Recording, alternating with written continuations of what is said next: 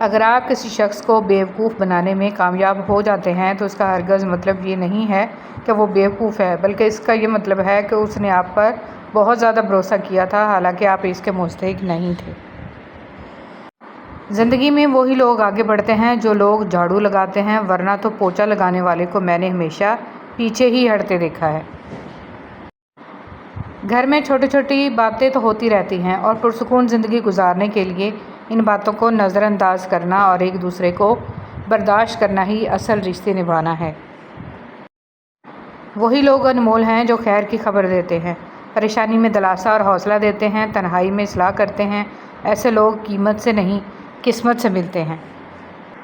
احترام اور محبت کے رشتوں کو سمجھنے کے لیے زبان سے کہیں زیادہ احساس کی ضرورت ہوتی ہے۔ رشتے کم بنائیں مگر دل سے بنائیں۔ اکثر لوگ بہتر کی تلاش میں بہترین کھو بیٹھتے ہیں۔ اللہ پاک بہت کم لوگوں کے دلوں میں دعا کا خیال ڈالتے ہیں، ورنہ لوگ پریشان پھرتے ہیں، روتے ہیں۔ یقین رکھیں، جس اللہ نے دعا کا خیال ڈالا ہے وہ قبول بھی کرے گا۔ باپ کے بعد اچھا شوہر بیوی کے سر کی چھت ہوتا ہے، اس کا مان ہوتا ہے۔ ماں باپ کو بیماریاں نہیں مارتی، بلکہ اولاد کا بے حس اور غیر اخلاقی رویہ مار دیتا ہے۔ میاں بیوی کا رشتہ۔ بیوی ناراض ہو کر شوہر سے بولنا چھوڑ بھی دے، مگر شوہر سے محبت کرنا اور فکر کرنا پھر بھی نہیں چھوڑتی۔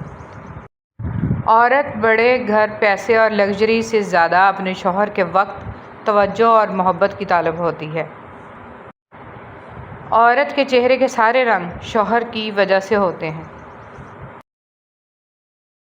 میاں بیوی ایک دوسرے سے لڑ کر بوڑھے ہو جاتے ہیں۔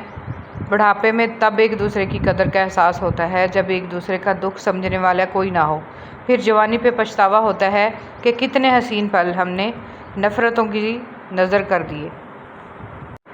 مرد عورت کو اپنی بے رخی سے جب کھو دیتا ہے تو کہتا پھرتا ہے کہ عورت میں وفا نہیں ہوتی۔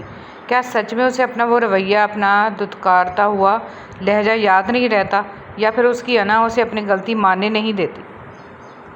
میاں بیوی کا رشتہ شیطان کو سخت ناپسند ہے، کیونکہ نکاح نصف ایمان ہے اور شیطان مسلمان کے ایمان کا سخت دشمن ہے۔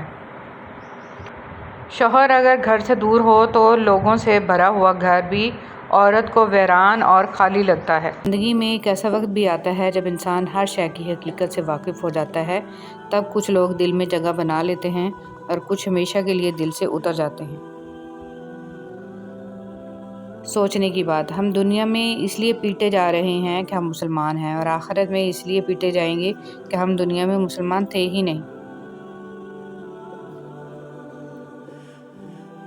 صدقہ بلائیں ٹالتا ہے۔ ہم صدقہ دینے کے لیے بلاؤں کا انتظار کرتے ہیں۔ بانٹنے کی عادت ڈالیے، چیزیں بھی، جذبے بھی اور خوشیاں بھی۔ سامنے کبھی اونچا نہیں بولنا چاہیے۔ یہی وہ شخص ہے جو آپ کو خوش رکھنے کے لیے اکثر باہر گالیاں سنتا ہے۔ ایک آپ پر اس کی حکمرانی ہوتی ہے۔ کر لینے دیں اپنے مرد کو، ہر لمحے یہ احساس دلائیں کہ وہ بادشاہ ہے، ملکہ آپ خود بن جائیں گے۔ ہر چیز ہمیں ملنے کی نہیں ہوتی، کچھ چیزیں خوبصورت دھوکہ اور بدترین شر بھی ہوتی ہیں۔ اللہ کریم سے کسی چیز کے نہ ملنے پر بدگمان نہیں ہونا چاہیے۔ اللہ تعالیٰ سے معافی اور صحت کا سوال کرتے رہا کرو، کیونکہ ایمان کی نعمت نصیب ہو جانے کے بعد تندرستی سے بہتر کوئی نعمت نہیں۔ اللہ کریم زندگی کے ہر موڑ پر آپ کو اچھی صحت، خوشیاں اور کامیابی عطا فرمائے، آمین۔ حضرت علی رضی اللہ تعالیٰ عنہ نے فرمایا، کبھی کسی کو دکھ مت دو، کیونکہ معافی مانگ لینے پر بھی دل میں درد باقی رہتا ہے، جس طرح دیوار میں سے کیل نکالنے پر ہر تکلیف پر گناہ مٹ جاتے ہیں۔ رسول صلی اللہ علیہ وسلم نے فرمایا، ایک مومن کو جب بھی کوئی کانٹا چبھتا ہے یا اس سے بڑھ کر کوئی تکلیف ہوتی ہے تو اللہ تعالیٰ اس کی وجہ سے اس کا ایک گناہ مٹا دیتا ہے۔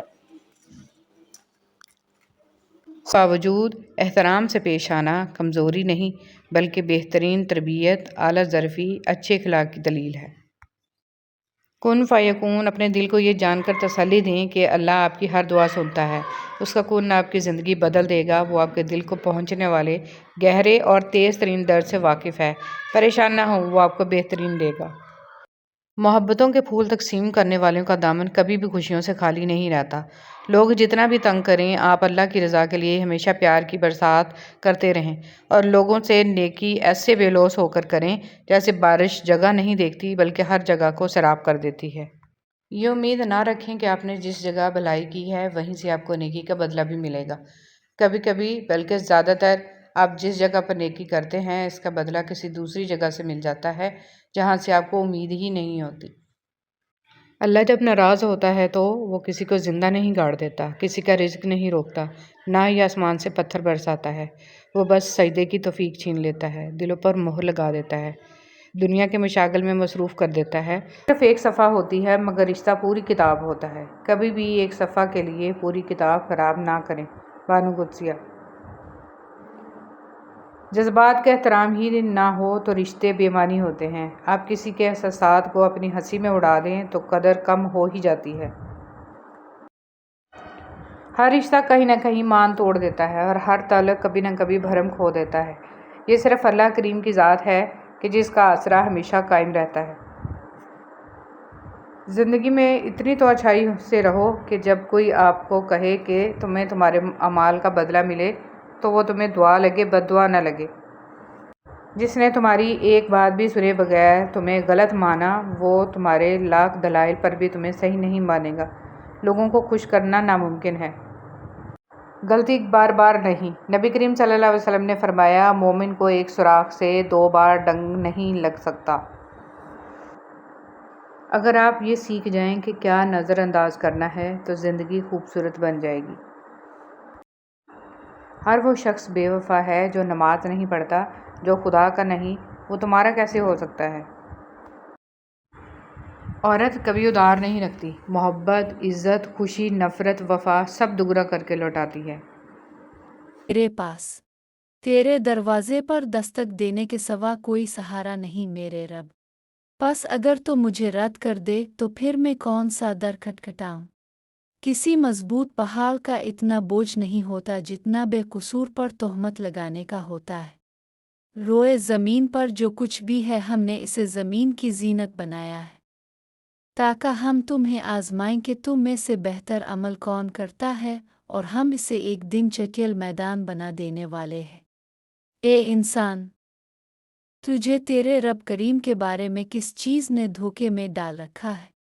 صبر و تقوی اور توکل کرو، اللہ خود تمہارے دشمنوں کو گھیر لے گا۔ کسی بھلائی کے حاصل کرنے، کسی برائی سے بچنے کی کسی میں طاقت نہیں۔ جو اللہ تعالیٰ چاہتا ہے ہوتا ہے اور جو نہیں چاہتا نہیں ہو سکتا۔ جو اس پر توکل کرے اسے وہ کافی ہے۔ سوچنے کی بات، ہم دنیا میں اس لیے پیٹے جا رہے ہیں کہ ہم مسلمان ہیں اور آخرت میں اس لیے پیٹے جائیں گے۔